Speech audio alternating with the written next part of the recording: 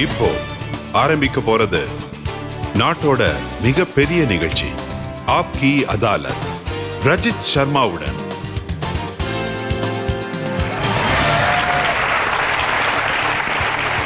வணக்கம். ஆப்கி அதாலத்துக்கு உங்களை வரவேற்கிறேன். இன்னைக்கு நம்ம ஆப்கி அதாலத்துக்கு வந்திருக்கிற விருந்தினர் யாருன்னா, எப்படிப்பட்ட ஸ்டார்னா, இப்பதான் அவர் அரசியல் உலகத்துல அடியெடுத்து வச்சிருக்காரு. இன்னைக்கு இங்க வந்திருக்கிறது எப்படிப்பட்ட பர்சனாலிட்டினா, அவர் கிரிக்கெட் மைதானத்துல ஒரு கலக்கிருக்காரு. வாழ்க்கையில எப்பவுமே அவரை சுத்தி ஏதாவது ஒரு கான்ட்ரவர்சி சுத்திக்கிட்டே இருக்கும். இப்ப நாம வரவேற்போம், வெல்கம் பண்ணுங்க முகமது அசருதீன்.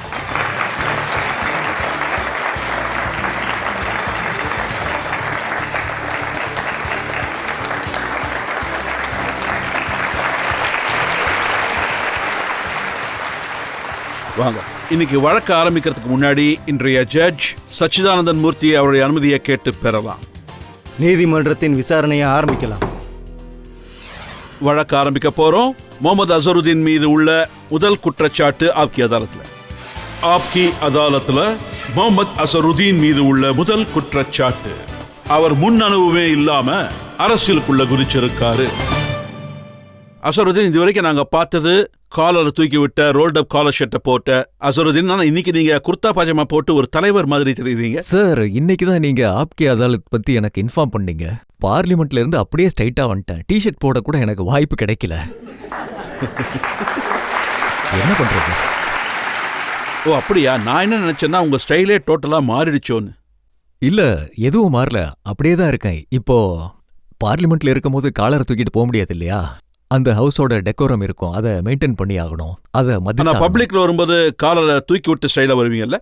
முயற்சி பண்றேன். பாருங்க, பப்ளிக் இதுவும் இந்த காலத்துல பப்ளிக் இதுவும் இந்த ட்ரெஸ் ரொம்ப பிடிச்சிருக்கு. ஏன்னா முராதாபாத்ல நான் கேம்பெயினிங் பண்ணும் போது குர்தா பைஜாமா போட்டப்போ மக்கள் எல்லாரும் என்ன சொன்னாங்கன்னா, அசார் அண்ணன் நீங்க இதை போடாதீங்க, டிஷர்ட் ஜீன் போடுங்கன்னு சொன்னாங்க. இங்க பார்லிமெண்ட் வந்தா உங்களுக்கு குர்தாவும் பைஜாமாவும் நல்லா சூட் ஆகுதுன்னு சொன்னாங்க. அதான், அதாவது ஒருத்தர் அழகா இருந்தானா எது போட்டாலும் சூட் ஆயிடும் அப்படியும் சொல்லலாம். அது அவங்க கிட்டே கேளுங்க. உங்க கிரிக்கெட் ரெக்கார்டை நாங்க பார்த்தோம், ரொம்ப அருமையான ரெக்கார்ட். நீங்க கேப்டன்சில மேட்ச் எல்லாம் ஜெயிச்சிருக்கீங்க, எல்லாமே பண்ணிருக்கீங்க. ஆனா அரசியலை பொறுத்த வரைக்கும் உங்களுக்கு எந்த ரெக்கார்டும் இல்ல. 15 நாளைக்கு முன்னாடி தான் நீங்க பார்ட்டிலே ஜாயின் பண்ணிருக்கீங்க. கையோட டிக்கெட் வாங்கி டைரக்டா களத்துல குதிச்சிட்டீங்க.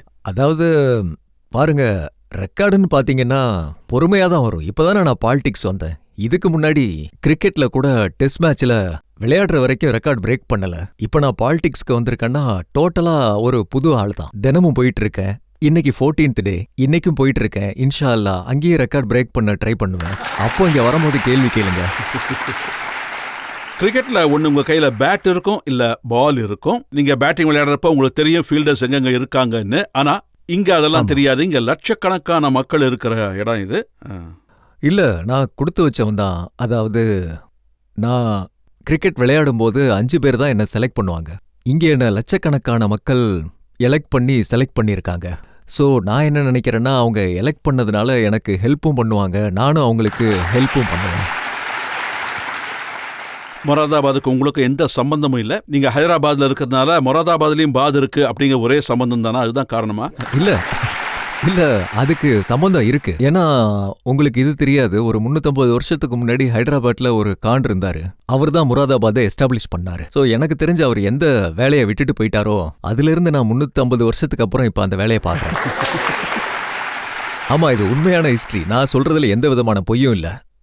ஆனா 350 வருஷத்துக்கு முன்னாடி இருந்த விஷயத்தை இப்ப நீங்க மக்களுக்கு ஞாபகப்படுத்திருக்கீங்க. மறைஞ்சவங்களை நீங்க இப்ப எழுப்புறீங்க. மறைஞ்சவங்களை எழுப்ப முடியாது. அவங்க விட்டுட்டு போனதை நான் செய்ய நினைக்கிறேன், அவ்வளவுதான். ஆனா இது உண்மைதானா? எலெக்ஷன் டிக்கெட் உங்களுக்கு கொடுத்தப்புறம் நீங்க பல இடங்களை ட்ரை பண்ணீங்க. முதல்ல செகந்திராபாத்ல போட்டி, அப்புறம் ராஜஸ்தான டோக்லேருந்து போட்டி, அப்புறம் யூபி மீரட்லேருந்து போட்டி, அப்புறம் முராதாபாத் சீட் காலியா இருக்கிறதுனால அங்கேருந்து போட்டிட்டீங்களா? இல்ல, எனக்கு எலெக்ஷன்ல போட்டியிடுற இன்ட்ரெஸ்டே கிடையாது. நான் மேடமை சந்திச்சப்போ கேம்பெயினிங் மட்டும் பண்றேன்னு சொல்லியிருந்தேன். ஆனா அங்க ரீட்டா மேடத்தை சந்திச்சேன். அவங்க என்ன சொன்னாங்கன்னா, என்ன பார்த்ததும் முராதாபாத் யூபியில போட்டியிடணும்னு சொல்லிட்டாங்க.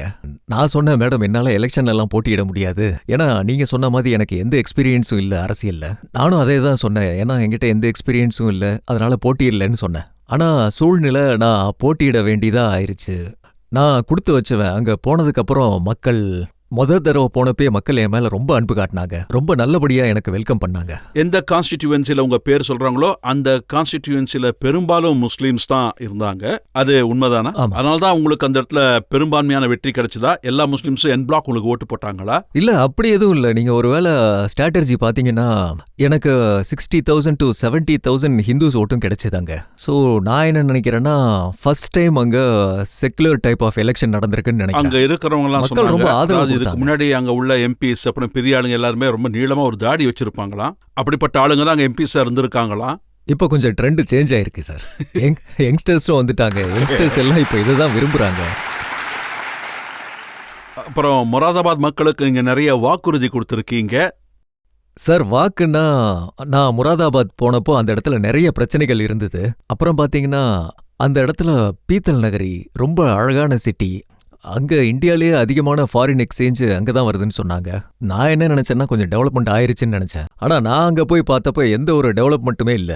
யூபில நான் ஃபுல் கேம்பெயினிங் கொடுத்தேன். அதுக்கப்புறம் நான் எந்த இடத்துக்கு போனாலும் அங்க எந்த டெவலப்மெண்ட்டுமே இல்ல. இன்னும் பின்னோக்கி தான் அங்க இருக்காங்க. எப்படி இருந்தது நிலைமை? இங்க ஒவ்வொரு கிராமத்துக்கும் போறது இதுதான் ஃபர்ஸ்ட் டைமா இருந்திருக்கும். இல்ல, அங்க பவர்ட்டி ரொம்ப அதிகமா இருந்தது. எலக்ட்ரிசிட்டி ப்ராப்ளம் அதிகமா இருந்தது. சரியான ஸ்கூல்ஸ் இல்ல. அப்போ எத்தனை பசங்க இருந்தாங்கன்னா நான் கேம்பெயின் பண்ணிக்கிட்டு இருக்கும் போது அங்க அவ்வளோ பசங்களும் சும்மா தான் இருந்தாங்க. வேலையே செய்ய மாட்டாங்க. காலையில இருந்து சாயங்காலம் வரைக்கும் சுத்திக்கிட்டே இருப்பாங்க. அப்ப நான் என்ன நினைச்சேன்னா பசங்க எல்லாம் பாக்குறதுக்கு ரொம்ப நல்ல பசங்களா இருக்காங்க. அவங்களுக்குள்ள டேலண்ட்டை இம்ப்ரூவ் பண்ணா, படிக்கிறதுக்கு ஒரு நல்ல இடத்த அமைச்சு கொடுத்தா அப்போ அவங்களும் முன்னேறுவாங்க. எல்லா பசங்களும் நல்லா படிக்க முடியும்னு எனக்கு தோணுச்சு.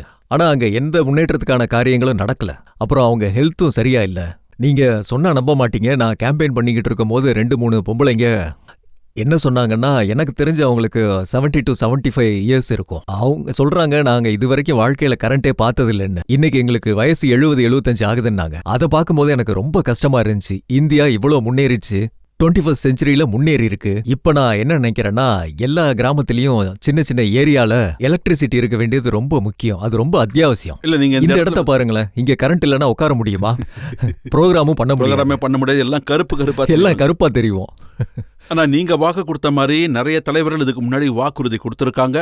அங்க யார் எலெக்ஷனை போட்டிட்டாலும் இப்படிதான் சொல்லுவாங்க, உங்களுக்கு தண்ணி தருவோம், எலக்ட்ரிசிட்டி தருவோம், உங்களுக்கு ட்ரைனேஜ் ஃபெசிலிட்டி கொடுப்போம், ஸ்கூல்ஸ் ஏற்பாடு பண்ணி கொடுப்போம், ஹாஸ்பிட்டல்லாம் ஓபன் பண்ணுவோம். இப்பெல்லாம் எலெக்ஷன் போது நிறைய பிரச்சாரங்களை நானே கேட்டிருக்கேன். நீங்களும் அதே தலைவர்கள் மாதிரி நிறைய வாக்குறுதி அள்ளி விட்டுருக்கீங்க. நிறைவேற்றுவீங்க இன்ஷா அல்லாஹ். நான் முழு முயற்சி பண்ணுவேன். நான் ஒரு டிஃப்ரெண்ட் டைப்பான தலைவர். ஏன்னா நான் ஒரு பிளேயர். ஏன்னா எனக்கு தெரியும் அது எவ்வளவு கஷ்டம்னு. நான் சின்ன வயசுல விளையாடும் போது எனக்கும் நிறைய பிரச்சனைகள் வந்திருக்கு. விளையாடுறது அவ்வளோ ஈஸி கிடையாது. அந்த டைம்ல நான் 8 to 10 கிலோமீட்டர் கிரவுண்டு போறதுக்கு நடந்து தான் போயாகணும். அப்பதான் கிரவுண்டுக்கு போய் சேரவே முடியும்.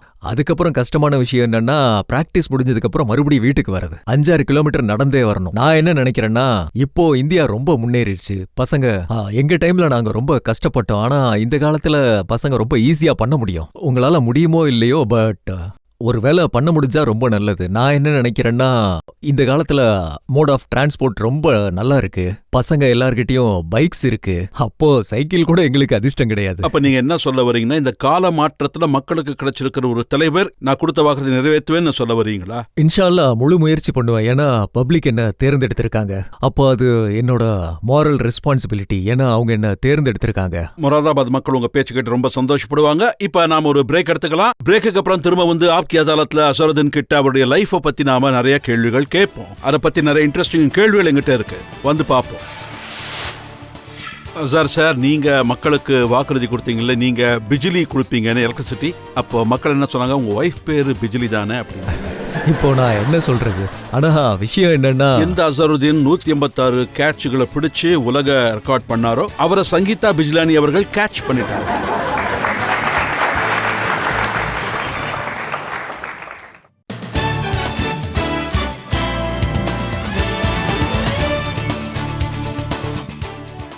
Welcome back. ஆப்கி அதாலத்ல இன்னைக்கு கூண்டுல இருக்கிறது முகமது அசருதீன்.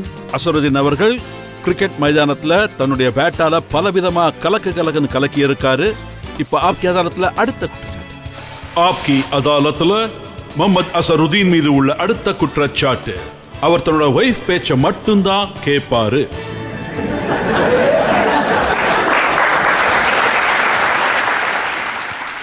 சார், மொராதாபாத் மக்கள் கிட்ட நீங்க வாக்குறுதி கொடுத்திருக்கீங்க பிஜிலி கொடுப்பேன்னு.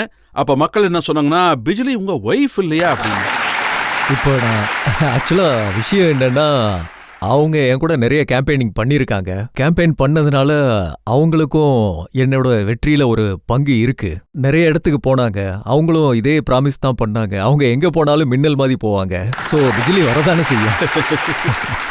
அப்ப மக்கள் இதைத்தான் கேக்குறாங்க. உங்க வாழ்க்கையில பிஜிலி வந்துட்டாங்க. ஆமா, ஆனா மொராதாபாத்ல எப்ப வரும்னு? வரும், கண்டிப்பா வரும். இன்ஷா அல்லாஹ் இந்த 5 வருஷத்துல எங்களோட முயற்சி அதுதான். சீக்கிரமா கரண்ட்டை கொடுக்க முயற்சி பண்ணுவேன். இதை பாருங்க, நான் எம்பி ஆகும்போது 10 இருந்து 12 மணி நேரம் கரண்ட் ஆஃப்ல இருக்கும். ஆனா இப்போ 6 மணி நேரம் தான் கரண்ட் கட் ஆகுது. ஒரு வாரத்துல இவ்வளவு வேலை நடந்திருக்கு. இதுக்கப்புறமும் வேலை நடக்கும் கண்டிப்பா. நான் இப்படி ஒரு விஷயத்த நான் கேள்விப்பட்டேன். அதாவது உங்களுக்குள்ள ஒரு இதய துடிப்பு இருக்கத்தான் இருக்கு. ஆனா அது துடிக்கிறது ஒன்லி ஃபார் சங்கீதா பிஜ்லானிக்காகன்னு. இல்ல, நான் அவங்க பேச்சை கண்டிப்பா கேட்பேன், கேட்கலன்னு சொல்ல. ஆனா அவங்க எப்பவும் தான் பேச்சை கேட்க மாட்டேன் அப்படின்னு சொல்லி கம்ப்ளைண்ட் பண்ணுவாங்க. நீங்க ரிவர்ஸா சொல்றீங்க. அவங்களோட கம்ப்ளைண்ட் என்னன்னா, நான் அவங்க பேச்சை கேட்க மாட்டேன், அவங்க இஷ்டத்துக்கு தான் செய்வேன் அப்படின்னு. சரி, பப்ளிக் இப்ப சொல்லுங்க, நீங்க உங்க ஒய்ஃபோட பேச்சை மட்டும்தான் கேட்பீங்களா? நான் சொன்னேன்ல, நான் கேட்க மாட்டேன்னு சொல்ல, கேட்பேன். கேட்க வேண்டியதை கண்டிப்பா கேட்டு தான் தீர்வேன். அப்புறம் எந்த விஷயத்துல ஆர்குமெண்ட் வருமோ அதுல கண்டிப்பா வரும். அடிக்கடி ஆர்குமெண்ட்ஸ் நடக்குமா? அப்போ ஓ, நீங்க எப்பவும் சரண்டர் ஆயிடுவீங்க. அது தெரிஞ்ச விஷயம் தானே. பொண்ணுகிட்ட ஆம்பளை எப்பயுமே சரண்டர் ஆயிடுவான், உங்களுக்கு தெரியும்ல. உங்களோட பால்ய நண்பர்கள் கிட்ட நான் பேசினேன். அவங்க கூட சின்ன வயசுல நீங்க சைக்கிள்லாம் ஓட்டி இருக்கீங்க, கிரிக்கெட் ஆடி இருப்பீங்க. அவங்கெல்லாம் சொன்னாங்க, அசார் ரொம்ப சிம்பிளான ஆளு, அவனுக்கு தெரிஞ்சதெல்லாம் கிரிக்கெட்டு, நமாஸு, அப்புறம் வீடு, இவ்வளவுதான், வேற எதுவும் இல்லை. இப்போவும் அதுதான், சிம்பிளா தான் இருக்கேன். உங்க எதிரில் உட்காந்துருக்கேன்ல. ஆனா அவங்க என்ன சொன்னாங்க? என்னோட நேச்சர்ல எந்த சேஞ்சஸும் இல்லை. என்னோட ஃப்ரெண்ட்ஸ் எல்லாரும் முன்னாடி நீங்க எப்படி இருந்தீங்களோ அப்படியே தான் இருக்கீங்கன்னு சொன்னாங்க. இல்ல, உங்க குறிப்பா என்ன சொன்னாங்கன்னா, சங்கீதா உங்க வாழ்க்கையில வந்ததுலேருந்து நீங்க ரொம்ப ஸ்டைலிஷா மாறிட்டீங்கன்னு. உங்க ஃபேஷன் அவுட்லுக் மாறிடுச்சு, நீங்க ட்ரெஸ் பண்ற ஸ்டைல்லாம் மாறி போச்சு, உங்களோட லுக்ஸ் மாறிடுச்சு, நீங்க ஹீரோ விஷயம் தானே. நான் எங்க ஹீரோ ஆனேன்? ஹீரோ ஆனா படத்துல இருந்திருப்பேன். நான் ஹீரோ ஆயிருந்தா ஃபிலிம்ஸ்ல இருந்திருப்பேன். ஆக்சுவலா நானும் அவங்க கிட்ட நிறைய கத்துக்கிட்டேன். ஆக்ட்ரஸ்க்கு அவங்க கிட்ட டிசைனர்ஸ் இருப்பாங்க. அவங்களுக்கு எப்பவும் என்ன செய்யணும் என்ன செய்யக்கூடாதுன்னு நல்லா தெரியும். ஸோ நான் கண்டிப்பா அவங்க கிட்ட கத்துக்கிட்டேன். நானும் அவங்களுக்கு கத்து கொடுத்தேன். அவங்க உங்களுக்கு என்ன கத்து கொடுத்தாங்க? அவங்க எனக்கு என்ன கத்து கொடுத்தாங்கன்னா, ஃபர்ஸ்ட் விஷயம் ஸ்டைல்னு சொல்லலாம். கொஞ்சம் ஸ்டைல், அப்புறம் கொஞ்சம் ட்ரெஸ் பண்ற விதம், அப்புறம் அவங்களும் என்கிட்ட நிறைய கத்துக்கிட்டாங்க, நிறைய சொல்லி கொடுத்துருக்கேன். சரி, நீங்க என்ன கத்து கொடுத்தீங்க? அவங்களுக்கு நான் நிறைய விஷயம் சொல்லி கொடுத்துருக்கேன். ஒரு விஷயம் சொன்னாங்க, நான் எப்பயுமே ஒரு சில்லி பாயிண்ட்ல இருப்பேன்னு சொன்னாங்க. நான் என்ன சொன்னேன்னா, நான் சில்லி பாயிண்ட்ல தான் இருப்பேன், இப்படிதான் இருப்பேன்னு சொன்னேன். ஆனா இது உண்மைதானா? அவங்க உங்க வாழ்க்கையில் வந்ததுக்கு அப்புறம் நிறைய மாற்றங்கள் ஏற்பட்டுச்சு. அது எனக்கு தெரிஞ்சு அந்த அளவுக்கு பெரிய மாற்றங்கள் எதுவுமே வரல. கிரிக்கெட் விளையாடும் போது அதே தான். ஐ மீன் கிரிக்கெட் நிறைய முன்னேற ஆரம்பிச்சது. ஏன்னா டிவிலையும் நிறைய காமிக்க ஆரம்பிச்சாங்க.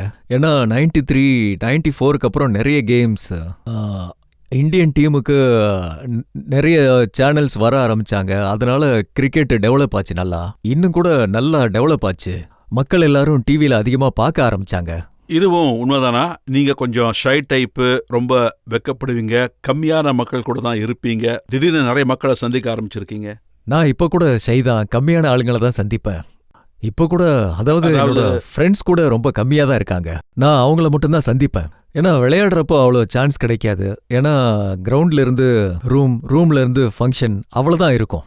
நீங்க ஒரு ஃபிலிம் ஸ்டாரை கல்யாணம் பண்ணிக்கிட்டதுக்கு என்ன காரணம்? பாருங்க, நான் என்ன நினைக்கிறேன்னா, நான் சின்னவனா இருந்தப்போ எங்க அம்மா ஒரு கதை சொன்னாங்க. எங்க அம்மா என்கிட்ட என்ன சொன்னாங்கன்னா, கண்ணா நீ பஜாருக்கு போய் இதை வாங்கிட்டு வான்னு சொன்னாங்க. பஜார்ல இருந்து அப்ப நான் வாங்கிட்டு வரலான்னு பஜாருக்கு போயிருந்தேன். அந்த டைம்ல நான் தாத்தா கூட இருந்தேன். அப்போ நான் படம்லாம் பார்க்கக்கூடாது, என்ன அலோவ் பண்ண மாட்டாங்க. அந்த டைம்ல கிராமத்துல ஷோலே பிக்சர் ரிலீஸ் ஆயிருந்தது.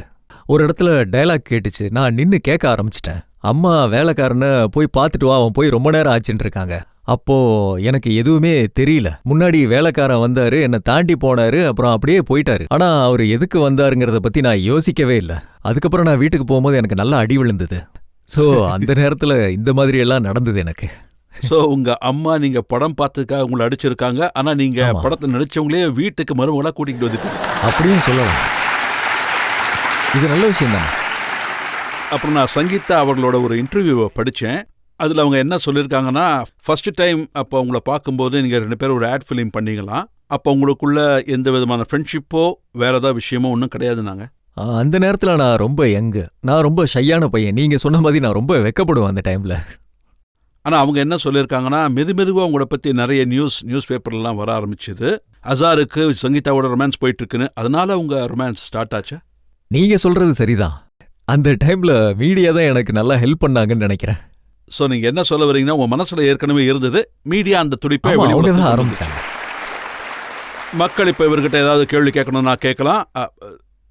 நீங்க அஜய் சார், நீங்க சங்கீதா மேடம் லவ் பண்ணும்போது, அதாவது காதலிக்கும் போது அப்படியே உங்களுக்கு விளையாட்டுல இன்ட்ரெஸ்ட் குறைஞ்சிடுச்சு? கண்டிப்பா இல்ல. வேணும்னா நீங்க ரெக்கார்டை ஒரு தடவை திரும்பி பாருங்க. நல்ல ஸ்ட்ராட்டஜி இருக்கும். அதை பார்த்தா உங்களுக்கே தெரிஞ்சிரும். அந்த டைம்ல எவ்வளவு ஸ்கோர் எடுத்திருக்கேன், எவ்வளவு ஹண்ட்ரட்ஸ் பண்ணியிருக்கேன். அதுக்கப்புறம் நான் கேப்டன்சில இருந்து 97 96ல நீக்கினாங்க. மறுபடியும் கேப்டன் ஆகி 2 வருஷம் இருந்தேன். அந்த நேரத்துல நான் 8 to 10 டோர்னமெண்ட்ஸ் ஜெயிச்சேன். ஆனா என்னோட வருத்தம் ஒண்ணுதான், நான் வேர்ல்டு கப்ல ஜெயிக்கல. அது ஒண்ணுதான் வருத்தம். கிரிக்கெட்ல என்னோட வருத்தம் அதுதான். நீங்க எங்க மனசு கூட இல்ல, ஜெயிச்சிட்டீங்க. என்கிட்ட அவர் குறிப்பா என்ன சொன்னாருன்னா, எந்த அசருதீன் 156 கேட்ச் பிடிச்சு உலக ரெக்கார்ட் பண்ணாரோ அந்த அசருதீனை சங்கீதா கேட்ச் பிடிச்சிட்டாங்க. உண்மைதான். ரிசர்ச் பண்ணும்போது எனக்கு இதுவும் தெரிஞ்சது, உங்களுக்கு ஓல்டு ஃபிலிம் சாங்ஸ் ரொம்ப பிடிக்கும், அது முக்கியமா சேட் சாங்ஸ் தான் பிடிக்கும்னு.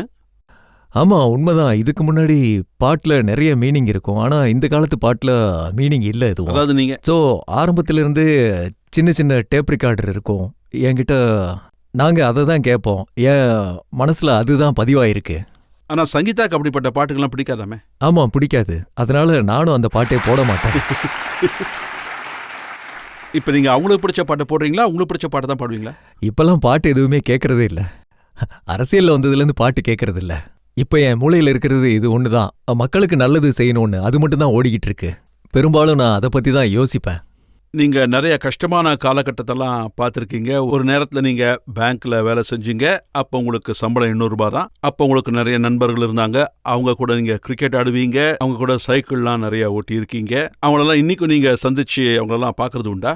ஆமா, சந்திப்பேன். பழைய நண்பர்களை நான் எப்பெல்லாம் ஹைதராபாத் போறேனோ அப்பெல்லாம் அவங்கள சந்திப்பேன். ஆனா சில பேர் வெளியூருக்கு போயிட்டாங்க, சில பேர் இங்கேயே வேலை பார்க்குறாங்க. ஸோ அவங்கள சந்திக்கிறது எனக்கு ரொம்ப நல்லா இருக்கும். எனக்கு ஒரு விஷயம் ஞாபகம் இருக்கு. நான் காலேஜில் படிக்கும் போதும் ஸ்கூலில் படிக்கும் போதும் அவங்க கூட நிறைய மேட்சஸ் விளையாண்டுருக்கேன். அவங்கள ஒருத்தர் என் கூட கேம்பெயினிங்க்கு கூட வந்தாரு. ரொம்ப சந்தோஷமா இருந்தது. அவர் பேரு பவன். வீட்டில் கிரிக்கெட்ல கான்சென்ட்ரேட் பண்ண சொன்னாங்களா, இல்ல படிப்புல கான்சென்ட்ரேட் பண்ண சொன்னாங்களா? இல்ல, வீட்டில் என்னை எப்பவும் யாரும் தடுத்ததே இல்லை. நான் நல்லா கிரிக்கெட் விளையாண்டதுனால என்னை எப்பயுமே என்கரேஜ் தான் பண்ணாங்க. எனக்கு நல்லா ஞாபகம் இருக்கு. நான் நிஜாம் காலேஜில் கிரிக்கெட் விளையாடும் போது அப்பா வேலைக்கு போகும்போது அந்த வழியாக தான் போவார். அவர் எப்பெல்லாம் ஆஃபீஸ்க்கு போவாரோ அப்போ கிராஸ் பண்ணும் போது நான் விளையாடுறத பார்ப்பாரு. எங்கள் நிஜாம் காலேஜ் பேட்டிங் நடக்குதான்னு. அப்போ அவர் அங்கேயே வந்து பார்ப்பாரு. பாதி மேட்ச் முடிகிற வரைக்கும் நின்று பார்த்துட்டு போவார். பார்த்துட்டு ஆஃபீஸ் போவார். அப்புறம் என்னோட கிராண்ட் ஃபாதர் அவர் எப்பயுமே மேட்ச் பார்க்க வருவார். ஸோ உங்களுக்கு எப்படி என்கரேஜ்மெண்ட் கிடைச்சதோ அதே மாதிரி உங்கள் பசங்களையும் நீங்கள் என்கரேஜ் பண்ணுறீங்க? கண்டிப்பாக என்கரேஜ் பண்ணுவேன். நான் எப்பயுமே யாரையும் ஃபோர்ஸ் பண்ணதில்லை. நான் பசங்க கிட்ட இதுதான் சொல்கிறேன். ஒருவேளை உங்களுக்கு இன்ட்ரெஸ்ட் இருந்ததுன்னா நீங்கள் கிரிக்கெட் விளையாடுங்க. ஒருவேளை நான் விளையாடுறேன்னு நீங்க இதை நினைக்க வேண்டாம். அப்பா விளையாடுறதுனால நானும் விளையாடணும் அப்படின்னு நினைக்க வேண்டாம். ஒருவேளை உங்களுக்கு இன்ட்ரெஸ்ட் இருந்தா நல்லா விளையாட ஆரம்பிச்சீங்கன்னா கண்டிப்பா. இப்போ என்னோட 2 பசங்களும் விளையாடுறாங்க. இல்ல, அவங்க எப்படி ஆடுறாங்க? அவங்க கேம் எப்படி? அவங்களோட கேம் ரொம்ப டிஃப்ரெண்ட். ஒருத்தன் லெஃப்ட் ஹேண்ட், இன்னொருத்தன் ரைட் ஹேண்ட். பெரிய பையன் கொஞ்சம் அட்டாக்கிங் பிளேயர். என்னை விட பெரிய பிளேயரா வரலாம். எனக்கு நம்பிக்கை இருக்கு. நீங்க என்ன நினைக்கிறீங்க, ஒரு நாள் அவங்களும் நல்ல பெரிய பிளேயரா வருவாங்கன்னா? அது அவங்களோட உழைப்பை பொறுத்து இருக்கு. உழைப்பும் கன்சிஸ்டன்சியும் இருந்தா கண்டிப்பா அவங்க மேட்ச்ல செலக்ட் ஆவாங்க. அவங்களுக்கு உங்க கோச்சிங் கிடைக்குதா? ஆமா, நான் அவங்களுக்கு கோச்சிங் கொடுத்துட்டு இருக்கேன். அப்படின்னா இன்னும் கொஞ்ச நாள்ல உங்க கோச்சிங்கோட ரிசல்ட் என்னங்கிறத பார்க்கலாம். பாருங்க, என்னோட கோச்சிங் கரெக்டா தான் இருக்கு. ரிசல்ட் அவங்களோட வேலை. நான் அவங்களுக்காக போய் விளையாட முடியாது. ஆனா இப்போ அவங்க ரொம்ப நல்லா கத்துக்கிட்டு விளையாடுறாங்க கேம. ரஜித் அங்கிளை பத்தி நீங்க என்ன நினைக்கிறீங்க அங்கிள்? ரஜத் அங்கிளை பத்தி சொல்லணும்னா, ரஜத் அங்கிள் இப்போ ரொம்பவே ஃபிட்டா இருக்காரு. நானும் குண்டாயிட்டேன். பாருங்க, என்னோட வெயிட் இன்க்ரீஸ் ஆகிக்கிட்டே இருக்கு. ஆனா ரஜத் அங்கிள் பாருங்க ரொம்ப ஸ்லிம் ஆயிட்டே இருக்காரு. அவர் ரொம்ப உழைக்கிறாரு. இப்போ பாக்குறதுக்கே ரொம்ப அழகா இருக்காரு. நானும் உங்ககிட்ட ஒன்று கேட்டு தெரிஞ்சுக்க விரும்புகிறேன். உங்ககிட்ட இருக்கிற இந்த சுறுசுறுப்பு, இந்த எனர்ஜி, அப்புறம் ஃபேஸில் இருக்கிற ஒரு கம்பீரம், இதோட ரகசியம் இதுதான். என்னன்னா ரொம்ப கண்ட்ரோல்டா, என்னோட ஃபுட்டு ஈட்டிங் ஹேபிட்ஸ் பார்த்தீங்கன்னா ரொம்ப கண்ட்ரோல்டாக இருக்கும். அப்புறம் நான் நிறைய ட்ரைனிங் எடுத்திருக்கேன். இங்கே உள்ள யாருக்கும் நிறைய பேருக்கு தெரியாது. நான் 100 மீட்டர்ஸ் ரன்னிங் பண்ணுவேன். என்னோட 100 மீட்டர்ஸ் ரன்னிங் டைமிங் பார்த்தீங்கன்னா 11.5 to 11.6 செகண்ட்ஸ்குள்ள 100 மீட்டர் ஃபினிஷ் பண்ணுவேன். இந்த விஷயம் நிறைய பேருக்கு தெரியாதுங்க. இதனால தான் எனக்கு நேச்சுரல் ஃபிட்னஸே இருந்தது. ஆனா அதுக்கு மேலேயும் நிறைய உழைக்க வேண்டியதா இருந்தது. நீங்க பார்த்திருப்பீங்க. ஐ மீன் இப்போ விஷயம் வந்ததுனால வெளியே சொல்றேன். இன்னைய வரைக்கும் எனக்கு கைவலி, கால்வலி, மூட்டு வலி இந்த மாதிரி எதுவுமே ஆனதில்லை. அப்பப்போ பேக்ல மட்டும் கொஞ்சம் வலிக்கும். இதுக்கு என்ன காரணம்னா, ஆரம்பத்திலேருந்தே நான் ட்ரைனிங் பண்ணிட்டு இருந்தேன். மக்கள் ஃபிட்னஸை பத்தி என்ன சொல்லுவாங்கன்னா, நாங்க ஒரு 10-15 நாள் பண்ணுவோம், அப்புறம் ஃபிட் ஆயிடுவோம். ஆனா அப்படி கிடையாது. ஃபிட்னஸ்ங்கிறது ஒரு லைஃப் டைம் ஹேபிட்டா இருக்கணும். ஒருவேளை நீங்க கொஞ்ச நாள் விட்டு கொஞ்சம் கேப் விட்டு பண்ணீங்கன்னா அதனால எந்த யூஸுமே கிடையாது. ஸோ இங்கிலீஷ்ல சொல்லுவாங்க, ஃபிட்னஸ் இஸ் லைஃப் லாங் ஹேபிட்னு. நீங்கள் இது எல்லாத்தையும் லைஃப் லாங் ஹேபிட்டாக மாற்றிக்கிட்டீங்க. உங்கள்கிட்ட நாங்கள் ஃபிட்னஸை நிறையா பார்த்துருக்கோம். நீங்கள் கிரிக்கெட் ஆடும்போது கூட மைதானத்தில் நீங்கள் கீழே விழுறதெல்லாம் நாங்கள் பார்த்ததில்ல. ஆனால் இந்த கால கிரிக்கெட்டர்ஸை பார்த்தீங்கன்னா அதில் மேக்ஸிமம் பிளேயர்ஸ் அடி வாங்கி மைதானத்துக்கு வெளியே வந்து உட்காந்துடுறாங்க. ஆமாம், இப்போல்லாம் கிரிக்கெட்டு ரொம்ப அதிகமாயிருச்சு. ஸோ நான் என்ன நினைக்கிறேன்னா, பிளேயர் கொஞ்சம் இன்ஜூர்ட் ஆனாலும், ஸோ ஃபார் எக்ஸாம்பிள் அவங்க அந்த இன்ஜுரிக்கு ஒரு 2 நாள் ரெஸ்ட் விட்டாலே அது க்யூர் ஆயிரும், ரெக்கவர் ஆயிரும். ஸோ எனக்கு என்ன தோணுதுன்னா, பிளேயர் இப்போ அன்ஃபிட்டாக இருந்தாலும் அவங்க மேட்ச் விளையாடுறாங்க. அதனால அவங்களோட இன்ஜுரி வேற ரொம்ப அதிகமாயிருது. அவங்க நினைக்கிறாங்க, ஒருவேளை விளையாடாமல் இருந்தா அவங்க இடத்துல வேற யாராவது வந்து விளையாண்டாங்கன்னா மறுபடியும் இவங்க ஃபர்ஸ்ட்லேருந்து ஆரம்பிக்கணும்னு நினைக்கிறாங்க. இதுதான் காரணம். ஒருவேளை அவங்க ஒரு நல்ல பிளேயராக இருந்தா, அவங்க நல்லா விளையாடுறாங்கன்னு அவங்களுக்கு தன்னம்பிக்கை இருந்தா, டீமுக்கு சொல்லி ஆகணும், எனக்கு இன்ஜுரி ஆயிருக்கு, நான் இந்த மேட்ச் விளையாட முடியாதுன்னு. இதனால டீமுக்கும் நன்மை, அப்புறம் உங்களுக்கும் நன்மை. அப்புறம் பெரும்பாலும் இப்போ இன்ஜூர்ட் ஆகும்போது நான் என்ன கேள்விப்பட்டேன்னா, பிளேயர்ஸ் அவங்க யோசிச்சாகணும், தான் ஒரு நல்ல பிளேயர்னு. அப்புறம் அவங்க வருஷம் பூரா இந்தியன் டீமுக்கு விளையாண்டுட்டு இருந்தாங்கன்னா அப்போ அவங்க அதுக்கு ஏற்ற மாதிரி ட்ரைனிங் பண்ணணும். ஏன்னா எனக்கு தெரிஞ்சு ட்ரைனிங் அதிகமானாலோ இல்லை கம்மியானாலோ இன்ஜூர்ட் ஆகும். ஃபார் எக்ஸாம்பிள் ஜஹீர் கானோட இன்ஜுரி எடுத்துக்கங்க. அது பார்த்தீங்கன்னா அன்ஃபார்ச்சுனேட்லி நடந்துருச்சு. அவரு விழுந்தாரு, தவறுதலா ஷோல்டர் மேல அடிபட்டுருச்சு, ஷோல்டர் மேலேயே விழுந்துட்டாரு. அந்த இன்ஜுரி பார்த்தீங்கன்னா இந்த மாதிரி டைம்ல பிளேயர்ஸ் இன்ஜுரி வராம அவங்களே தான் பார்த்துக்க வேண்டியது இருக்கும். எந்த பிளேயர்ஸ் எல்லாம் நல்லா ஃபிட்டாக இருக்காங்க அப்படின்னு நீங்கள் நினைக்கிறீங்க? எனக்கு தெரிஞ்சு மேட்ச்ல பார்த்தீங்கன்னா கஸ்லோகி ரொம்பவே ஃபிட்டாக இருப்பார். அப்புறம் பேவ் ரிச்சர்ட் கூட ஃபிட்டாக இருப்பார். அப்புறம் கபிலன் பார்த்தீங்கன்னா எல்லாரை விட ஃபிட்டஸ்ட். எனக்கு தெரிஞ்சு அவர் ரொம்பவே ஃபிட்டு.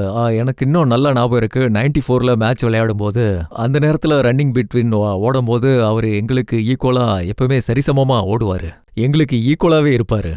அப்புறம் ஆஸ்திரேலியன் பிளேயர்ஸ் கூட ரொம்பவே ஃபிட்டாக இருப்பாங்க. அப்புறம் எனக்கு தெரிஞ்சு இந்தியன் டீமில் கைஃப் ரொம்ப ஃபிட்டான பிளேயர். பட் அன்ஃபார்ச்சுனேட்லி அவருக்கு பெருசாக வாய்ப்பு கொடுக்கறதில்ல. ஆனால் வாய்ப்பு கொடுக்கணும்னு நினைக்கிறேன். நாம் இப்போ ஒரு பிரேக் எடுத்துக்கலாம். பிரேக் முடிஞ்சு திரும்பி வந்ததுக்கப்புறம் அசருதீன் கிட்ட அவர் மேலே பல வருஷமாக இருக்கிற ஒரு குற்றச்சாட்டை பற்றி நாம் பேசலாம். 9 வருஷமாக உங்கள் மேலே விதவிதமான குற்றங்களை சுமத்திக்கிட்டு இருக்காங்க. மேட்ச் ஃபிக்ஸிங் குற்றம், அண்டர்வேர்ல்டோட லிங்க்கு, அதை பற்றிலாம் நீங்கள் எதுவுமே பேசலையே. நான் என்ன நினைக்கிறேன்னா, அங்கே இருக்கிற என்கொயரி ஒரு ஒன் சைடடான என்கொயரி.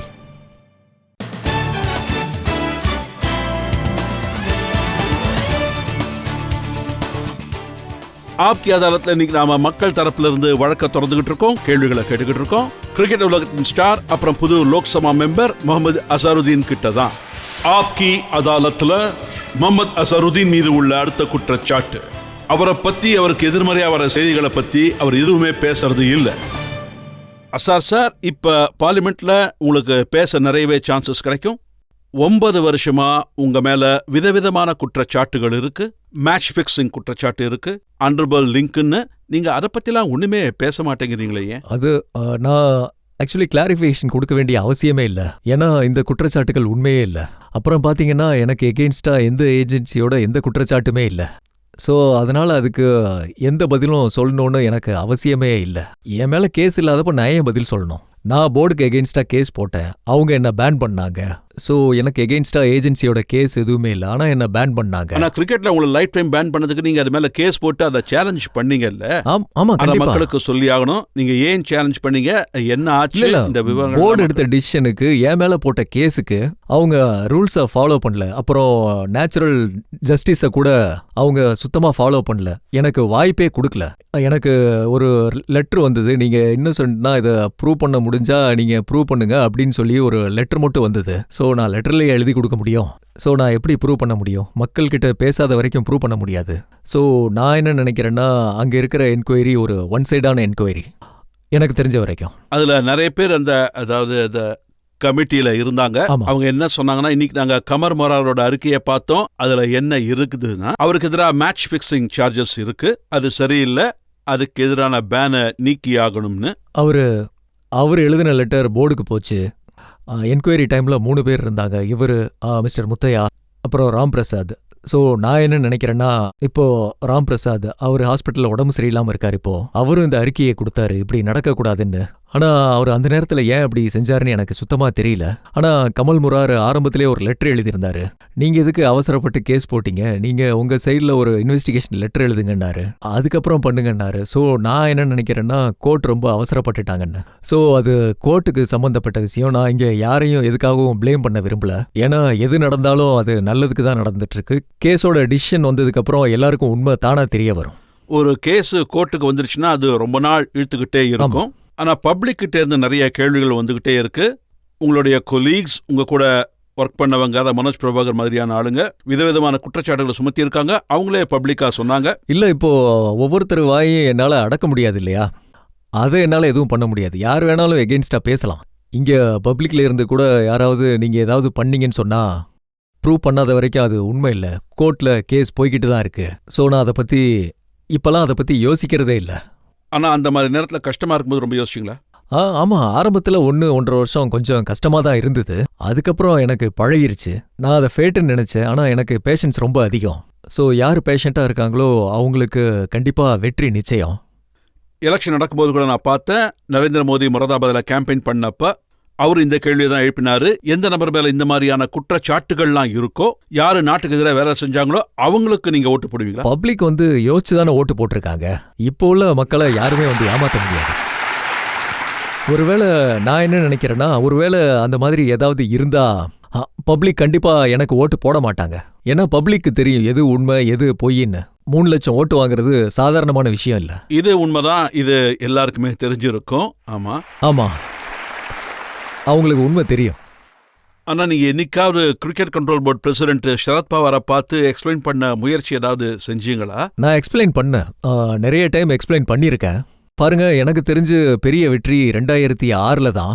போர்டு கேப்டன்ஸை பெலிசினேட் பண்ணும்போது என்னையும் கூப்பிட்டுருந்தாங்க.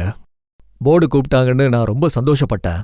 ஒருவேளை நான் ஏதாவது தப்பு பண்ணியிருந்தா, அந்த மாதிரி தப்பு ஏதாவது நடந்திருந்தா போர்டு என்னை கூப்பிட்டுருக்கவே மாட்டாங்க. ஸோ போர்டு என்னை கூப்பிட்டுருந்தாங்க. எல்லா கேப்டன்ஸ்க்கும் எதிரில் என்னை பெலிஸ்டேட் பண்ணாங்க. ரொம்ப சந்தோஷமா இருந்தது, ரொம்ப நல்லா இருந்தது. அவங்களோட தப்பை ஒத்துக்கிறாங்கன்னு எனக்கு ரொம்ப சந்தோஷமா இருந்தது. இதுதான் நடந்த உண்மை. போர்டு ஒத்துக்கிட்டாங்க, ஆனால் உங்க மேலே போட்ட பேனை அவங்க வித்ரா பண்ணலை. இல்லை, கேஸ் தான் போயிட்டு இருக்கே. கேஸ் கோர்ட்டில் போயிட்டு இருக்கும் போது இன்ஷா அல்லாஹ் அது நல்லாவே நடக்கும். ஆனால் இப்போ இந்த பேனை நீக்கணும்னு எல்லாரும் சொல்றாங்க. இது ஒருவேளை பொதுமக்கள் உங்களை தேர்ந்தெடுத்து பார்லிமெண்ட்டுக்கு அனுப்பினதுக்கான ரிசல்ட்டா இருக்குமா? அதான் காரணமா? இல்லை, இது இப்போதைக்கு தெரியல. எதுவாக இருந்தாலும் கோர்ட்டில் தான் முடிவு பண்ணுவாங்க. அதுக்கு மேலே நம்மளால எதுவுமே பேச முடியாது. கோர்ட்டில் கேஸ் நடந்துட்டு இருக்கு. அதை பற்றி அதிகமாக பேசுறது கூட இப்போ நல்லா இருக்காது. உங்களுக்கு இந்த விஷயம் ரொம்ப வருத்தமா இல்லையா? உங்களுடைய சர்வீசஸ் நம்ம இந்தியன் டீமுக்கு நல்லா யூஸ் ஆயிருக்கும். நீங்கள் ஒரு நல்ல கோச்சாக இருந்திருப்பீங்க, இன்னும் அதிக முன்னேற்றம் கிடைச்சிருக்கலாம். ஆமாம், கண்டிப்பாக இருந்திருக்க முடியும். எனக்கு என்ன தோணுதுன்னா, நான் இன்னொரு 2 வருஷம் நல்லா விளையாண்டுருக்க முடியும். அப்போ நான் உண்மையை சொல்லணுன்னா 2000ல் நான் சுப்ரீம் லீன் ரொம்ப ஃபிட்டாக இருந்தேன். ஏன்னா நான் எப்பயுமே ஃபிட்னஸில் நல்லா கான்சென்ட்ரேட் பண்ணுவேன். ஆக்சுவலி பார்த்தீங்கன்னா யங் பிளேயர்ஸ் கூட ஒரு 80-90% பண்ண முடியும். ஆனால் அப்படி நடக்க முடியல. ஒருவேளை ஃபியூச்சரில் அப்படி நடக்கலாம். அடிக்கடி எனக்கு பிளேயர்ஸ் கால் பண்ணுவாங்க. என்கிட்ட ஏதாவது கேட்டாங்கன்னா நானும் அவங்களுக்கு சொல்லுவேன். அது எனக்கு ரொம்ப சந்தோஷமா இருக்கும். அடிக்கடி பிளேயர்ஸ்க்கெல்லாம் டிப்ஸ் கொடுப்பேன். அப்பப்போ டிப்ஸ் கொடுப்பேன். யார் அதிகமாக ஃபோன் பண்ணுவாங்க? நிறைய ஃபோன் கால்ஸ் வரும். பேர் சொல்ல விரும்பல, நிறைய வரும் எனக்கு. ஆனால் இது ரொம்ப வருத்தமாக இருந்திருக்குமே உங்களுக்கு. 99 டெஸ்ட் விளையாடி 100வது டெஸ்ட் விளையாட முடியலையேன்னு. நான் என்ன நினைக்கிறேன்னா, இதுவும் ரெக்கார்டு தான். 99 டெஸ்ட் மேட்ச். இந்த காலத்தில் 99ல் யாருமே அவுட் ஆக மாட்டாங்க. 99 டெஸ்ட் மேட்ச் ஆடுறது, இப்பெல்லாம் ஒரு 2 டெஸ்ட் மேட்ச் ஆடினதும் அவங்கள நீக்கிடுறாங்க, ரெஸ்டடுன்றாங்க. அப்போ அப்படி இல்லை. எனக்கு தெரிஞ்சு இதுவே பெரிய ரெக்கார்டு தான். 99 எனக்கு தெரிஞ்சு இதை பிரேக் பண்ணுறது ரொம்ப கஷ்டம். நீங்கள் கேட்க விரும்புகிறீங்களா? சார், நீங்கள் கிரிக்கெட்டில் விளையாடுறதுக்கு இன்டர்நேஷ்னல் போர்டே உங்களை பேன் பண்ணாங்க. அதுல இருந்து எப்படி சார் நீங்கள் திரும்பவும் மீண்டு வந்தீங்க? அது எப்படி உங்களோட லைஃப்பை அஃபெக்ட் பண்ணுச்சு சார்? இல்லை, எஃபெக்ட்னா பேட் அண்ட் பாலை கையால் தொடவே முடியாது. இதான் அஃபெக்ட், வேற எந்த எஃபெக்டும் இல்ல. ஆனா இப்படி நடந்தது ரொம்ப கஷ்டமா தான் இருந்தது. இப்படி நடந்திருக்க கூடாது, ஆனா அதுல என்னோட தப்பு எதுவுமே இல்ல. ஆனா இப்படி நடந்தது என்னோட தலையெழுத்து, அது அப்படி நடந்துருச்சு. முடிஞ்ச அளவுக்கு ரொம்ப பேஷன்ஸா இருந்தேன், ஒழுங்கா தான் நடந்துட்டேன். நான் எப்பவும் யாரையும் ப்ளேம் பண்ணதே இல்ல. நானும் எகெயின்ஸ்டா யாரை பத்தியும் எது வேணாலும் சொல்லியிருக்க முடியும். ஆனா நம்ம பிரச்சனைக்கு நாம தான் போராடி ஆகணும். ஜெயிச்சதுக்கு அப்புறம் என்ன தோணுன்னா, நம்ம தரப்புல நாம ஏதாவது செஞ்சிருக்கோம்னு. அது என்னமோ சரிதான். உங்க இடத்துல அடுத்தவங்க இருந்திருந்தாங்கன்னா நிறையவே பேசியிருப்பாங்க. எனக்கு இதே கேள்விதான் கேட்க தோணுது. நீங்க ஏன் எப்பவுமே பேசாமையே இருந்தீங்க? நீங்க நினைச்சிருந்தா அவங்க எல்லாரையும் ஒரு வழி பண்ணிருக்கலாமே. பாருங்க, என் சைட்ல தப்பே நடக்காதப்ப நான் எதுக்கு மத்தவங்கள பத்தி பேசணும்? இப்போ ஒரு விஷயம் என்னை பத்தி எகெயின்ஸ்டா பேசிட்டாங்கன்னா, நான் அவங்கள பத்தி பேசுறதுனால எந்த புண்ணியமே இல்லை. அதனால கான்ட்ரவர்சி தான் அதிகமாயிருக்கும். என்னோட பிராட்டப் பார்த்தீங்கன்னா, அது ரொம்ப ஒரு டீசெண்டான பிராட்டப். ஸோ நான் என்ன நினைக்கிறேன்னா, நம்மளோட பிரச்சனையை நாம தான் டீல் பண்ணணும். ஒரு சில முறை மக்களுக்கு இப்படியும் தோணும், இவர் ஏன் சைலண்டா இருக்காருன்னா கண்டிப்பா ஏதோ தப்பு பண்ணிருக்காரு, அதனால தான். எனக்கு அது மாதிரி தோணல. எனக்கு என்ன தோணுதுன்னா, மக்கள் இப்போவும் நான் எப்போவாவது ஏர்போர்ட் பக்கம் போகும்போது இப்போவும் கிரிக்கெட் விளையாடுறீங்களான்னு கேட்குறாங்க. அது எனக்கு ரொம்ப சந்தோஷமா இருக்கும். ஆனால் என்னால் இப்போ கிரிக்கெட் விளையாட முடியல. ஆனால் என்னால் இந்த வயசுலையும் கிரிக்கெட் விளையாட முடியும்னு மக்கள் நம்புறாங்க. ஸோ எனக்கு ரொம்ப சந்தோஷமா இருக்கு. மக்களுக்கு நன்றி தான் சொல்லணும். பாருங்க, போர்டு உங்களை பேன் பண்ணப்போ உங்க ரெக்கார்ட்ஸை பார்த்தீங்கன்னா அது பெஸ்ட்டாக இருந்திருக்கு. நீங்க நிறைய மேட்சஸ் ஜெயிச்சிருக்கீங்க, நிறைய ஒன் டே இன்டர்நேஷனல் ஜெயிச்சிருக்கீங்க, நிறைய கேட்சஸ் பிடிச்சிருக்கீங்க. ஆமா, டெபுலேருந்து ஃபர்ஸ்ட் 3 மேட்ச்ல 3 செஞ்சுரிஸ் அடிச்சிருக்கீங்க. அதெல்லாம் வண்டர்ஃபுல் ரெக்கார்ட். அப்புறம் போர்டு உங்களை பேன் பண்ணப்போ உங்க கரியர் பீக்ல இருந்தது. அப்படிப்பட்ட நேரத்தில் உங்களை அவங்க பேன் பண்ணப்ப, அந்த நேரத்தில் மேட்ச் ஃபிக்ஸிங் குற்றச்சாட்டு சுமத்தினப்ப கண்டிப்பா வேறையா தான் இருக்கும். ஒரு மனுஷனுக்கு உலகத்துக்கு கண்டிப்பா உண்மையை சொல்லணும்னு தோணவே தோணாதா? உண்மை என்னன்னு தான் மக்களுக்கு நல்லா தெரியுமே. உண்மை என்னன்றது எல்லாருக்குமே நல்லா தெரியும். வெளியில இருக்கிற எல்லா கண்ட்ரிலையுமே என்னை பத்தி என்கொயரி நடத்திருக்காங்க. அப்போ நடத்தின என்கொயரியில எதுவுமே இல்லை என் பேர்ல. கொஞ்சம் ஹியூமன் கிரை அதிகமா இருந்தது, மீடியாவோட ப்ரெஷரும் அதிகமா இருந்தது. அப்போ எங்க போர்டு பிரசிடென்ட் அவரோட மனசுல என்ன இருந்ததுன்னு எனக்கு தெரியல. உங்களுக்கு அது அவசியம் தோணலையா, மீடியாவுக்கு போய் நீங்க உண்மையை சொல்லியே ஆகணும்னு? ஏன்னா நான் சொல்லிட்டேன். அப்புறமா நான் முத்தையா சாரை சந்திச்சு நான் சொன்னேன், நீங்க செஞ்சது பாத்தீங்கன்னா தப்புன்னு சொன்னேன். அவர் என்ன சொன்னாருன்னா, ப்ரெஷர் அதிகமா இருந்தது, இப்படி நடந்தது அப்படி நடந்தது அப்படின்னு சொல்லி சமாளிச்சாரு. அப்ப எப்போவாது நீங்க மக்களுக்கு சொல்லணும்னு சொல்லிட்டு மீடியாவுக்கு முயற்சி பண்ணீங்களா? அதுக்கு அவசியம் இல்லை. ஏன்னா அவங்களுக்கு தெரியும் நான் எந்த விதமான தப்பான விஷயங்களும் பண்ணலன்னு. நம்ம ஒரு சின்ன பிரேக் எடுத்துப்போம். பிரேக்குக்கு அப்புறம் அசாருதீன் அவர்கள்கிட்ட இந்திய கிரிக்கெட்டை பத்தி நாம கேட்டு தெரிஞ்சுப்போம். வெயிட் பண்ணுங்க. உங்க கேப்டன்சில நீங்க நவ்ஜோத் சிங் சித்துவை அவர் கால திருகி வெளியே தள்ளிட்டீங்க. இல்ல, இந்த விஷயம் என்னன்னு எனக்கு தெரியல. நான் இது வரைக்கும் கேட்டதும் இல்ல, அதை பத்தி கேட்க போறதும் இல்ல.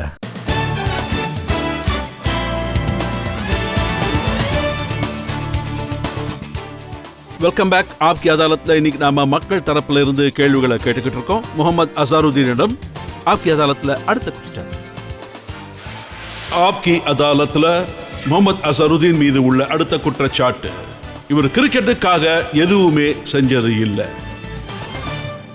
அசார் சார், நீங்க உங்க ஃபிட்னஸ்ல கான்சென்ட்ரேட் பண்ணீங்க, லோக்சபா எம்பி ஆயிட்டீங்க. ஆனா உங்க கிரிக்கெட் ஃப்ரெண்ட்ஸ் என்ன சொல்லியிருக்காங்கன்னா, நீங்க அவங்களுக்காக எதுவுமே செய்ய மாட்டீங்க அப்படின்னு. நான் செய்ய தயாரா தான் இருந்தேன். ஆனா என்ன பேன் பண்ணதுக்கு அப்புறம் என்னால எதுவுமே செய்ய முடியல. இதுல என்னோட தப்பு எதுவுமே இல்லை. நான் எப்போ எங்க போனாலும், எப்போ எங்க கூப்பிட்டாலும் நான் கண்டிப்பா போய் ஹெல்ப் பண்ணுவேன். இப்போ 2 வருஷத்துக்கு முன்னாடி ஹைதராபாத் டீம்ல நானே போய் நெட்ஸ்ல பேட்டிங் பண்ணி காமிச்சேன், ஃபீல்டிங் பண்ணியும் காமிச்சேன். எனக்கு தெரிஞ்சு இது தப்பான குற்றச்சாட்டு. ஆனா எந்த அளவுக்கு செய்ய முடியுமோ அந்த அளவுக்கு என்னால செய்ய முடியல. ஏன்னா சூழ்நிலை அப்படி இருந்தது. அங்க என் கையில எதுவுமே இல்லை. என்னால வெறும் பல சந்தர்ப்பங்கள் இருந்தது நீங்க கவர் பண்றதுக்கு. அதாவது சௌரவ் கங்குலியே டீம் விட்டு வெளியே அனுப்பினாங்க, அப்ப பண்ணிருக்கலாம். ஒருவேளை அவர் கூட எதிர்பார்த்திருக்கலாம், அசார் எனக்காக ஏதாவது பேசுவாரு, என் பக்கத்துல நிப்பாரு அப்படின்னு நினைச்சிருக்கலாம். ஆமா, சொல்லியிருக்கேன். அவரை நீக்கினப்போ நான் அவருக்காக கமெண்ட் பண்ணியிருக்கேன். அப்புறம் ரொம்ப நல்லா கேப்டன்சி பண்ணியிருக்காரு. அப்புறம் என்னோட ரெக்கார்டை பீட் பண்ணதும் அவர் தான். அவரோட கேப்டன்சியை பற்றி எப்பயுமே நல்ல விதமாக சொல்கிறது அது நானாக தான் இருக்கும். ஆனால் பார்த்தீங்கன்னா அவரை நீக்கின விதம் ரொம்பவே தப்பான விஷயம். ஆனால் இன்டர்னலாக என்ன நடந்ததுங்கிறத பற்றி எனக்கு எதுவுமே தெரியல. அதாவது மக்கள் என்ன சொன்னாங்கன்னா, மீடியாவுக்கு எதிரில் இவர் நேர்ல பேச மாட்டாரு, பிளேயர்ஸ் கிட்ட பேச மாட்டாரு, ஆனா போன்ல மட்டும் பேசுவாரு, இவ்வளவுதான் தெரியும். அப்புறம் என்ன நடந்ததுன்னு எனக்கு தெரியல. என்னால அவரை பத்தி இவ்வளவுதான் சொல்ல முடியும். இப்போ சௌரவ் கூட என்ன நடந்ததோ அது கண்டிப்பா நடந்திருக்க கூடாது. அப்புறம் ராகுல் டிராவிட் தானாவே கேப்டன்சியை விட்டாரு. ஸோ அவரை பத்தி அவரு தானாவே விட்டுட்டாரா இல்ல விடுற மாதிரி சூழ்நிலையை ஏற்படுத்தினாங்களா? சார், நான் என்ன சொல்றேன்னா, ஒரு மனுஷனுக்கு அந்த மாதிரி சூழ்நிலை ஏற்பட்டாலும் ஒருவேளை நீங்க ஸ்ட்ராங்கா இருந்ததுன்னா, உங்களுக்கு நம்பிக்கை இருந்ததுன்னா உங்களால ஃபைட் பண்ணி கண்டிப்பா வெளியே வர முடியும். இப்போ நான் 92 பத்தி சொல்றேன். என்ன நானே பாராட்டிக்கிறேன்னு நினைக்காதீங்க. 91, 92ல கேப்டன்சிக்கு ஒரு டிஃபிகல்ட்டான ஸ்டேஜ். ஸோ 92ல சவுத் ஆஃப்ரிக்காவுக்கு அப்புறம் வந்தேன். ஸோ நான் கேப்டன்சியை விடல. நான் நினைச்சிருந்தா விட்டுருக்கலாம். அப்போவும் ரொம்ப ப்ரெஷர், அண்டர் ப்ரெஷரில் தான் இருந்தேன். ஸோ நான் திரும்பி வந்ததுக்கப்புறம் திரும்பவும் என்னை கேப்டன் ஆக்குனாங்க. ஒரு டெஸ்ட்டு அப்புறம் ஒன் டேக்காக என்னை கேப்டன் ஆக்குனாங்க. So 3 one days, 2 one day ஒரு டெஸ்ட்டுக்காக என்னை கேப்டன் ஆக்குனாங்க. வேண்டான்னு சொல்லல, நான் கேப்டன்சியை விட்டுட்டேன், பண்ண மாட்டேன்லாம் சொல்லவே இல்லை. நம்மளுக்குள்ள நல்லா பண்ண முடியும்னு நம்பிக்கை இருந்துச்சுன்னா அப்போ கண்டிப்பா பண்ணணும். என்னை பொறுத்த வரைக்கும் ராகுல் டிராவிடும் கண்டிப்பா பண்ணியே இருக்கணும். நான் என்ன சொல்ல வரேன்னா, அந்த நேரத்துல இப்படி ஒரு விஷயமும் வெளியே வந்துச்சு. அதாவது சச்சின் டெண்டுல்கர் கேப்டன்சில நீங்க ஆடும்போது நீங்க சரியா பெர்ஃபார்ம் பண்ணல, அதனால உங்களை வெளியேற்றிட்டாங்க அப்படின்னு. இது உண்மை இல்லை. ஒருவேளை நீங்க ஸ்ட்ராட்டஜியை இப்போ கூட எடுத்து பார்த்தீங்கன்னா, நான் நிறைய ரன்ஸ் எடுத்திருப்பேன் அவரோட கேப்டன்ஷிப்ல. மற்ற பிளேயர்ஸை விட நான் நிறைய ரன் எடுத்திருப்பேன். மேபி என்னை விட 100, 150 மற்ற பிளேயர்ஸை விட அதிகமாக தான் எடுத்திருப்பேன். டெஸ்ட் மேட்ச்ல என்னோட ரன் ரொம்பவே அதிகமாக இருக்கும். நீங்க ரெக்கார்டு எடுத்து பார்த்தீங்கன்னா அவரோட கேப்டன்சியில் நான் ரொம்பவே ரன்ஸ் எடுத்திருப்பேன். அப்புறம் நிறைய மேட்சஸ் கூட ஜெயிச்சேன். ரொம்ப நல்லாவே பெர்ஃபார்ம் பண்ணேன். சச்சின் டெண்டுல்கர் ஏன் கேப்டனாக விரும்பல? அவருக்கு தன்னுடைய பர்ஃபார்மன்ஸ் தான் ரொம்ப முக்கியமா? தெரியல, இந்த கேள்வி நீங்க அவர்கிட்ட கேட்டாதான் நல்லா இருக்கும். என்னால் அதை பத்தி விளக்கமா சொல்ல முடியாது. ஆனா கேப்டன்சி பண்றது எல்லாரோட வேலையும் கிடையாது. கேப்டன்சின்றது அவ்வளோ ஈஸியான வேலை இல்லை. டீம் எல்லாத்தையும் கூட்டிட்டு போகணும். அவர் ஒரு நல்ல பிளேயரா இருந்தாலும் கேப்டன்சில விளையாட முடியாது, சரியா? ஆனா அவர் அவ்வளோ மோசம்னு சொல்ல முடியாது. அதுக்கு என்ன காரணம்னு அவரால் மட்டும்தான் சொல்ல முடியும். ஆனாங்க இதுக்கான காரணத்தை உங்களால சொல்ல முடியல. உங்க கேப்டன்சில நீங்க நவ்ஜோத் சிங் சித்துவை காரை திருகி வெளியே அனுப்பிச்சிட்டீங்க. நான் எப்பவும் அனுப்பல, அந்த விஷயம் எனக்கு தெரியாது. அவர் எப்பயும் என் கூட தான் இருந்தார். கடைசி வரைக்கும் என் கேப்டன்சியில இங்கிலாந்துல இருந்து பாதி டூர்ல வெளியே வந்துட்டாரு. அது எதுக்குன்னு எனக்கு தெரியல. நான் இது வரைக்கும் அதை கேட்டதும் இல்லை, இனிமேலும் கேட்க மாட்டேன். இப்ப அவர் உங்க கூட லோக்சபால ஒரு மெம்பர். இப்ப அவரை பார்த்து நீங்க அதெல்லாம் கேட்க முடியும்ல, விசாரிப்பீங்களா? அது பழைய விஷயம், 10-12 வருஷம் ஆயிருச்சு. உங்களுக்கு இப்ப கூட அந்த விஷயம் தெரியாதா? ஏன் அவர் அந்த டூரை பாதியிலே விட்டுட்டு விலகி வந்துட்டாருன்னு? எனக்கு தெரியாது. இப்ப கூட அவரை சந்திச்சா நான் நல்லா தான் பேசுவேன். அவரு என்னோட அண்டர்ல 2-3 வருஷம் விளையாண்டாரு, எந்த பிரச்சனையுமே வரல. அசார் சார், உங்களை இந்தியன் கிரிக்கெட் போர்டு கேப்டன் ஆக்குச்சு, சோனியாஜி உங்களை எம்பி ஆக்குனாங்க. நீங்க எதை பெட்டரா ஃபீல் பண்றீங்க சார்? நான் என்ன சொல்லுவேன்னா, கிரிக்கெட் நான் விளையாடும் போது நான் என்னோட உழைப்பால விளையாண்டேன். நான் ரொம்ப கஷ்டப்பட்டு விளையாண்டேன், ரொம்ப உழைப்பை கொடுத்து விளையாண்டேன். ஸோ அது ஒரு டிஃப்ரெண்டான ஃபீலிங். ஸோ நம்ம சுயமாக உழைச்சி விளையாண்டுருக்கிறது ரொம்ப ஒரு வித்தியாசமான ஃபீலிங்காக இருக்கும். அப்புறம் சோனியா காந்தி அவர்கள் எனக்கு இந்த இடத்த கொடுத்தாங்களோ எம்பி, அது ஒரு டிஃப்ரெண்டான ஃபீலிங். அதுக்கு நான் நன்றி கடன் பட்டிருக்கேன். நான் இந்த 2க்குமே நன்றி கடன் பட்டிருக்கேன். ஏன்னா நான் கேப்டன் ஆகிறதுக்கும் அப்புறம் எம்பி ஆகிறதுக்கும் 2க்குமே நான் லாய்க்குன்னு நினைச்சதுக்கு. எது பெட்டர்னு சொல்றது ரொம்ப கஷ்டம். பட் ஆனா 2மே ரொம்ப நல்லா தான் இருக்கு, சந்தோஷமா இருக்கு. பட் இப்ப நான் எம்பியா இருக்கிறதுனால மக்களுக்கு ஏதாவது உதவி நல்லா பண்ணலாம் அப்படின்னு நினைக்கிறேன். நாட்டோட வளர்ச்சிக்காக முடிஞ்ச அளவு கண்டிப்பா உழைப்பேன். இப்ப இங்கிலாந்துல வேர்ல்டு கப் நடந்துகிட்டு இருக்கு. சோ எந்த டீம் ரொம்ப ஃபேவரட்டான டீம், ஃபேவரபிளா இருக்கு? எனக்கு தெரிஞ்சு இந்தியன் டீம் ஃபேவரட்டா இருக்கு. நல்ல பேலன்ஸ்டா இருக்கு, பிளேயர்ஸ் நல்லா இருக்காங்க. அப்புறம் 2017ல் எந்த பிளேயர்ஸ் ஆடினாங்களோ அவங்க அதில் பெரிய மாற்றம் எதுவுமே இல்லை. அதே பிளேயர்ஸ் தான், 1-2 பேர் மட்டும் மாறி இருப்பாங்க. ஸோ அதே பிளேயர்ஸாக இருக்கிறதுனால நான் என்ன நினைக்கிறேன்னா, நம்ம டீம் தான் ஜெயிக்கணும்னு எதிர்பார்க்குறேன். டைட்டில் டிஃபெண்ட் பண்ணுறது அவ்வளோ ஈஸியான வேலை இல்லை. நம்ம எந்த ப்ரெஷரும் எடுத்துக்காம ஒரு வேளை நேச்சுரல் கேம் ப்ளே பண்ணோன்னா அப்போ நம்ம மறுபடியும் கப்பை ஜெயிக்க முடியும்னு நம்புகிறேன். ஆனால் இங்கிலாண்டில் கொஞ்சம் கண்டிஷன்ஸ் டிஃப்ரெண்ட்டாக இருக்கும், நம்மளால சொல்ல முடியாது.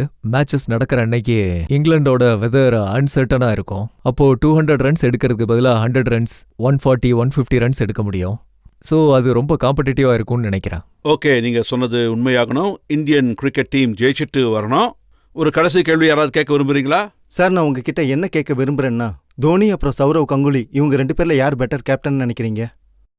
பாருங்க, 2 பேருமே different types of captains. Dhoni ஒரு different type of captain, Sourav Ganguly ஒரு different type of captain. Sourav Ganguly captaincy பண்ணும் போது 2000ல் டீம் டிஃப்ரெண்டாக இருந்தது, கிரிக்கெட் கூட ரொம்ப டிஃப்ரெண்டாக இருந்தது. டோனி கேப்டன் ஆகும்போது கிரிக்கெட் இன்னும் டிஃப்ரெண்டாக இருந்தது. ஸோ நான் என்ன நினைக்கிறேன்னா, இங்கே கம்பேரிசன், நான் என்னைக்கும் ஒரு பிளேயரை கம்பேர் பண்ணுற லெவலில் நான் யோசிக்க மாட்டேன். டிஃப்ரெண்ட் பிளேயர்ஸ் இருப்பாங்க, டிஃப்ரெண்ட் கண்டிஷன்ஸ் இருக்கும். 2 பேருமே அவங்கவுங்க இடத்துல ஓகே தான். இப்போ தோனி முன்னேறி போவாரு. எனக்கு தெரிஞ்சு அவர் 3-4 இயர்ஸ்ல அவர் எவ்வளவு நல்ல கேப்டன்னு தெரிய வரும். இப்போ நீங்க இந்த மாதிரி ஒரு இடத்துக்கு வந்துட்டீங்க, அதாவது பார்லிமெண்ட். அங்க அரசியலை ஒரு விளையாட்டு ஆக்கியிருக்காங்க. இந்த இடத்துல நீங்க ரன்ஸ் எடுக்கவே முடியாது. என்ன சொல்றீங்க? நான் இங்க வந்தது ஒரு நல்ல அரசியல் பண்றதுக்காக. நீங்க என்னைக்குமே அப்படி நினைக்காதீங்க. ஒரு டீம்ல ஒருவேளை ஒரு பிளேயர் சரியில்லைன்னா 10 பிளேயர்ஸும் சரியா இருக்க மாட்டாங்கன்னு நினைக்க கூடாது. நான் இங்க நல்லது பண்ணணும்னு நினைக்கிறேன். யங்ஸ்டர்கள் அப்புறம் இளைஞர்கள் பார்லிமெண்ட்ல நிறைய பேர் இருக்காங்க. அப்புறம் நான் என்ன நினைக்கிறேன்னா, நீங்களும் ரொம்ப யங்கானவங்க, எனக்கு ஓட் போட்டிருக்கீங்க. உங்களுக்கு யார் நல்லவங்க யார் கெட்டவங்கன்னு நல்லா தெரியும். ஸோ உங்கள்கிட்ட இதை நான் சொல்லிக்கிறேன். நீங்க நல்ல தலைவரை தான் கண்டிப்பா தேர்ந்தெடுக்கணும். அது ரொம்ப முக்கியமான விஷயம். ஃபிட்னஸ் ரொம்ப கம்மியாக இருக்கிற எதுன்னு பார்த்தீங்கன்னா அது நம்ம பார்லிமெண்ட்டுன்னு கண்டிப்பாக சொல்லலாம். அங்கே வரவங்களோட தொந்தியும் தொப்பையும் பார்த்தா. ஸோ உங்கள் ஃபெலோ எம்பிஎஸ்க்கும் நீங்கள் ஏதாவது கற்றுக் கொடுக்கணும்னு விரும்புகிறீங்களா, செய்வீங்களா? கண்டிப்பா என்ன கேட்டா நான் கண்டிப்பா சொல்லி கொடுப்பேன். இன்னொரு நல்ல விஷயம் என்னன்னா, அந்த இடத்துல ஒரு ஜிம்மு கூட கட்டியிருக்காங்க. ஸோ என்னைக்காவது சான்ஸ் கிடைச்சதுன்னா அங்கே போய் பார்ப்பேன் எப்படி இருக்குன்னு. அப்புறம் யாராவது என்கிட்ட ஹெல்ப்னு கேட்டாங்கன்னா கண்டிப்பா அவங்களுக்காக அதை நான் பண்ணி கொடுப்பேன். அவங்களுக்கு கண்டிப்பா சொல்லுவேன். ஏன்னா அவங்க ரொம்ப சீனியர்ஸ். நான் ஏதாவது சொல்ல போய் அவங்க எதுவும் தப்பா நீங்க நினைக்க உங்க ஃபிட்னஸ்னால அவங்கள இன்ஸ்பயர் பண்ண முடியுமா? ஒருவேளை அவங்க இன்ஸ்பயர் ஆக முடிஞ்சா கண்டிப்பா இன்ஸ்பயர் பண்ண முடியும். அசார், உங்ககிட்ட நான் எல்லா விதமான கேள்விகளும் கேட்டேன். எல்லாத்துக்கும் நீங்களும் ஓப்பனா பதில் சொன்னீங்க. ஆப்கி அதாலத்தில் இப்போ நாம ஒரு பிரேக் எடுத்துக்கலாம். பிரேக்குக்கு அப்புறம் திரும்ப வரும்போது அசாருதீன் வழக்கில் இன்றைய ஜட்ஜ் சச்சிதானந்தன் மூர்த்தி அவருடைய தீர்ப்பு என்னங்கிறத நம்ம கேட்டு தெரிஞ்சுக்கலாம். நான் என்ன சொன்னேனோ அதை என் தரப்புல சரியா சொல்ல வந்திருக்கேன். அப்புறம் நான் சொன்னது எல்லாமே உண்மை.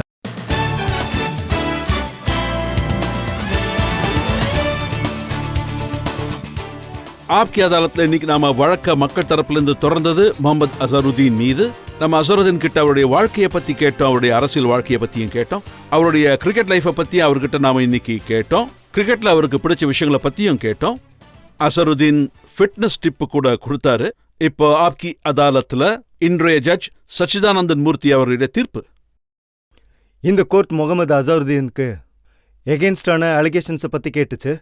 அப்புறம் இந்த கோர்ட் முகமது அசருதீன் கிட்ட இந்த ப்ராசிக்யூட்டரும் இந்த மக்களும் கேட்ட கேள்விகளுக்கு அவரோட பதில்களை இந்த கோர்ட் கேட்டுச்சு. அப்புறம் இந்த கோர்ட் அசருதீனுக்கு எதிரான அலிகேஷன்ஸ்க்கு அவர் சொன்ன பதில்கள் எல்லாம் சரியா இருந்துச்சுன்னு நம்புது. அப்புறம் அவர் ஒரு யங் மேன். அப்புறம் அவர் பாலிடிக்ஸை ஒரு புது ஸ்லேட்ல ஆரம்பிச்சிருக்காரு.